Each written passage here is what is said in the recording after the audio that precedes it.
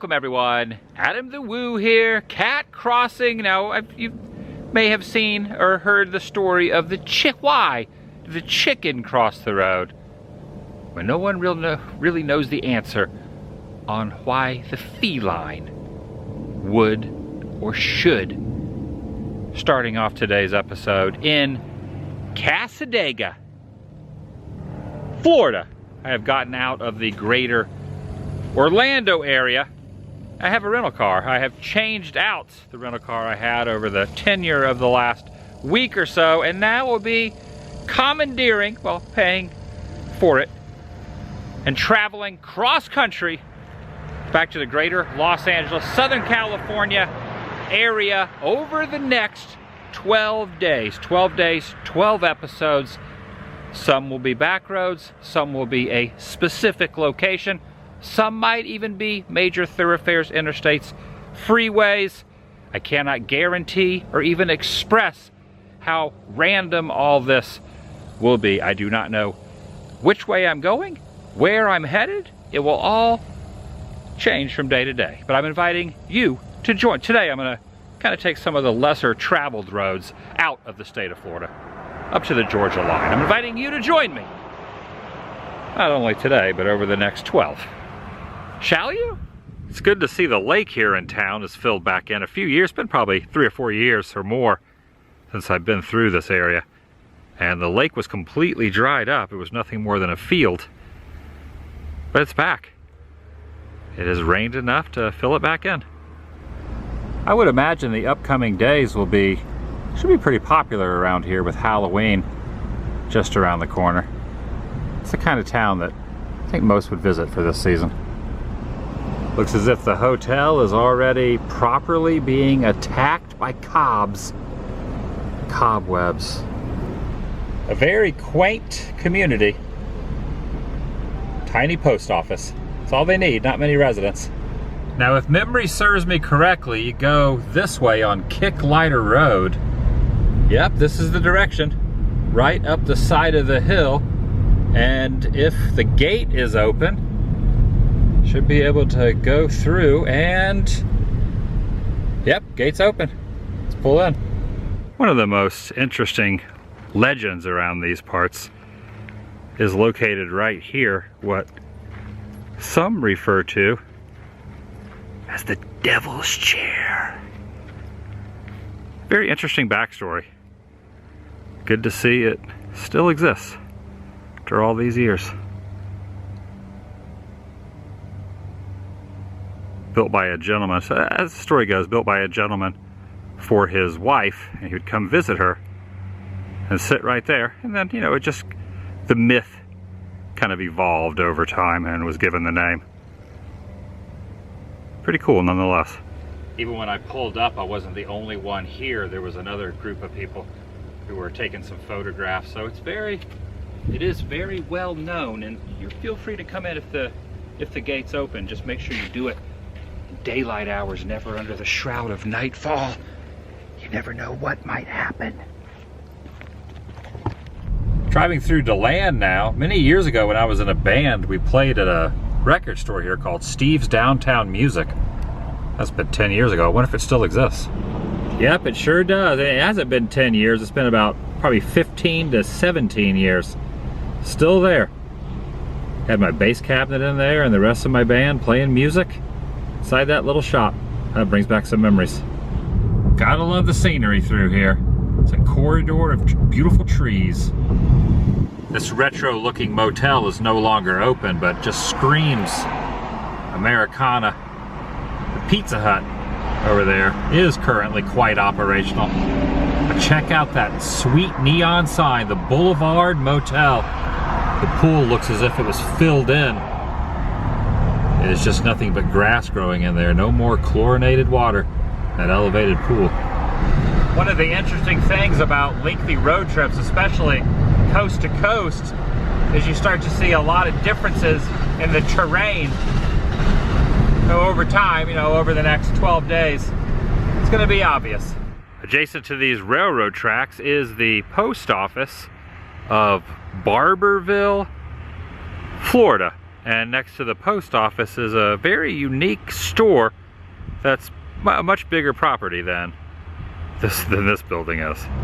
And if you can't bear to wait any longer to find out, it is the Yard Art Emporium with quite a few rather large items here, including this zebra, a dinosaur right up there. It says, please do not climb on the animals. Oh, I see a Bob's Big Boy down there in the distance as well. Nice. Since I'm not flying, I am driving home. I could technically, this wouldn't be considered carry-on on a flight, but in the back of a rental car, maybe Bigfoot here could fit in my trunk? I don't know. Maybe not. I have always wanted one of these, however. Not gonna lie, this is always something that I've wanted to have procured in my yard and just on display. How awesome would that be? Or a large giraffe, large-necked giraffe that you can walk underneath the torso of. Oh, this leads into the gift shop itself, but it could lead into your homestead if you so choose. There's Betty Boop right down here. Yeah, this is a very, very cool place. Expansive to say the least. My goodness, this is a treasure trove of art through here. Quite a bit. From the road. Oh, the gentleman just went by on some sort of riding device. From the road, you wouldn't even realize all this is kind of tucked away back in here, but it is. I have a memento, something to bring back home to Florida with me. It says $32. This pink flamingo, yeah, it's not too oversized. You could fit in either the back seat or in the trunk. All right, buddy. You're coming to California.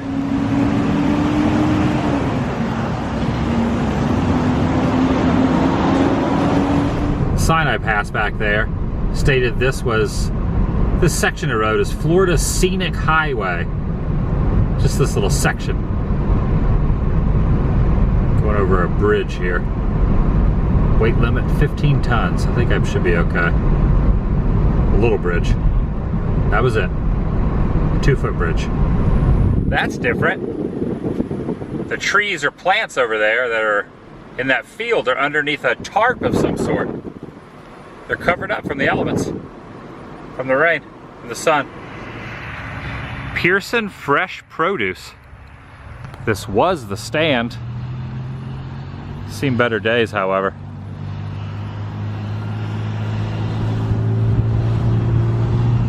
Right here on the side of the road.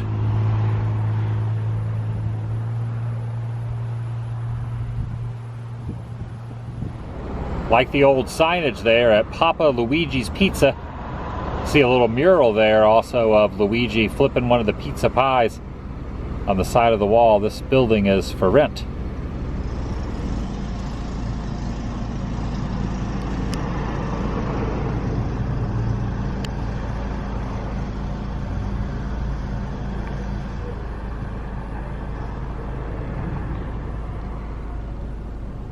The town of Seville, that's the discount outlet there. Got a blinking red light, which means I can turn after the stop.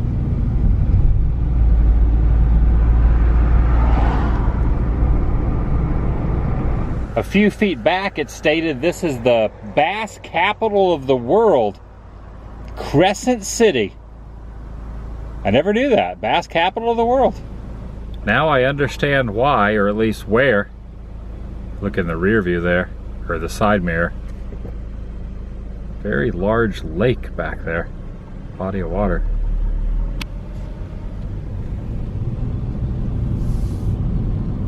I like the downtown section here too.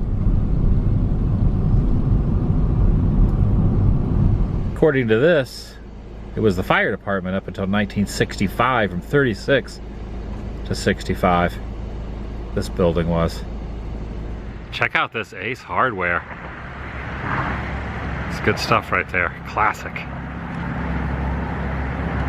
Classic cars alert. More than one. Quite a few, in fact. Over here is this little tiny one. Don't want to get any closer. The sign says keep out. I don't know if it means keep out from under the awning or keep out of the vehicle, but either way, I'm gonna stay right here.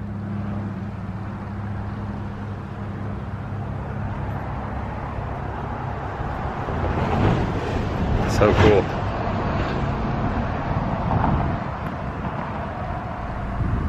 Oh, very clever on that signage there. Well, the sign says it is, and then pointing to a clock, to fish. Meaning it's time to fish no matter what time it is. Right there with the water on the backdrop.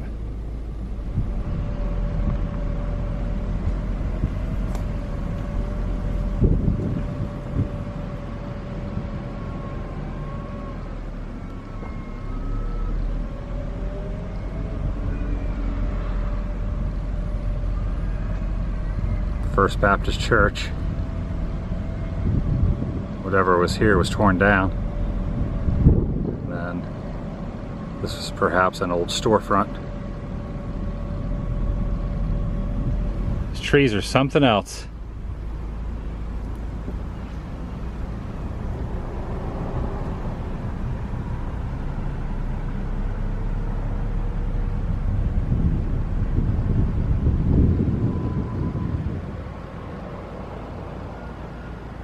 Oh, I hear church bells.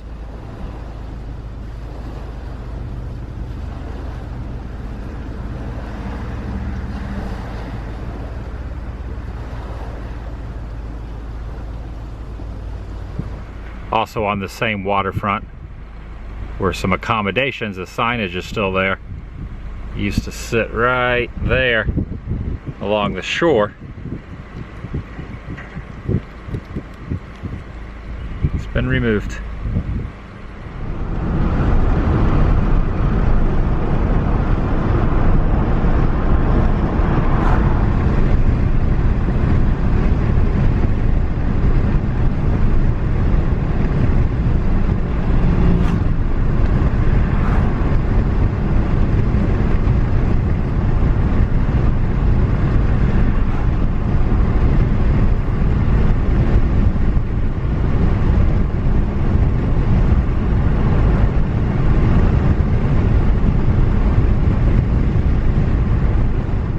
North on 17. This is Satsuma.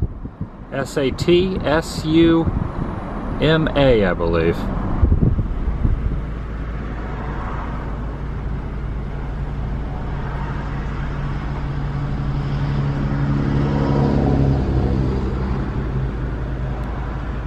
It has a Alabama tag, but technically still in Florida. Downtown Palatka, corner of North 2nd Street and St. John's Avenue. Angel's Diner that has curbside service at the moment, slightly obscuring a Subway sign, states it's Florida's oldest diner. That's pretty neat. Never realized that was here in Palatka. On this mural is a tightrope walker up at the top there, going across the two buildings, and all the onlookers. The streets are very muddy, but they're looking up at the entertainment there in the tightrope walker.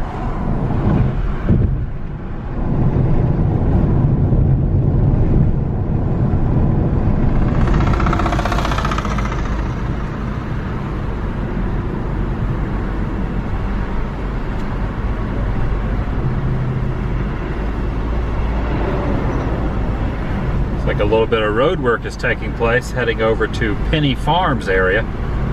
And the namesake of this small community is James Cash Penny, which you might know as J.C. Pennies.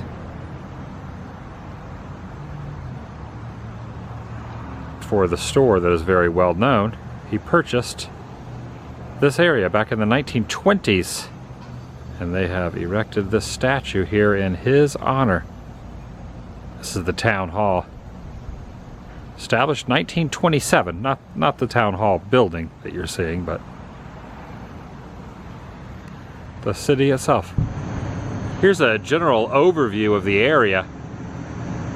Also a scenic highway named after him as well. This could also be the fire department, perhaps? I believe it is, based on the siren there above the backside of the map as well.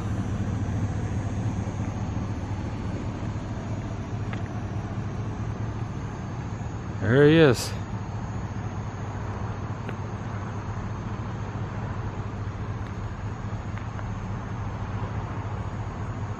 The sun's setting behind him. Making up a little time, hopped on toll road 23 north.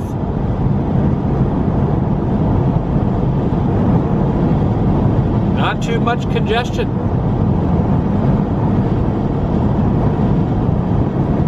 Smooth sailing. Back on some of the slower paced roads. See the sun setting there through the pine trees. Getting into some serious lumber over here.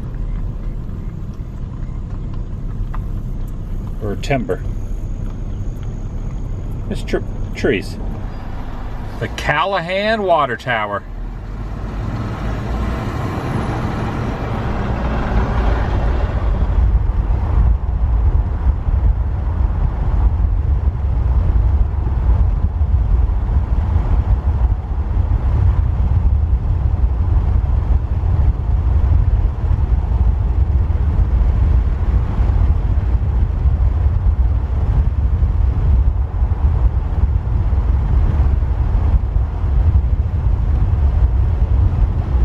Laying over there on the ground is the northbound 95. That's where I'm going. Not west, but north. Well, for now anyway. I mean, eventual goal is westbound. There it is. Thank you for visiting Florida with an impressive sunset in the distance. Till next time, Florida. Till next time. That's going to do it for today. If you're new here, please subscribe. By doing so helps keep you in the loop, up to date, and future uploads here on this channel. Take it a step further, ring that notification bell, and if you enjoyed this particular episode, give it a big thumbs up. It lets me know you care. We'll see you in the next video. Not every day will be simply like this, where I'm taking back roads. Each day will be a little different. Sometimes I may even skip a state, drive hours and hours to get to a certain subject matter. I really do not have a game plan other than 12 days. So today, 11 more days plus this to get back to Southern California. Stay tuned. I'll see you in the next video, the vlog.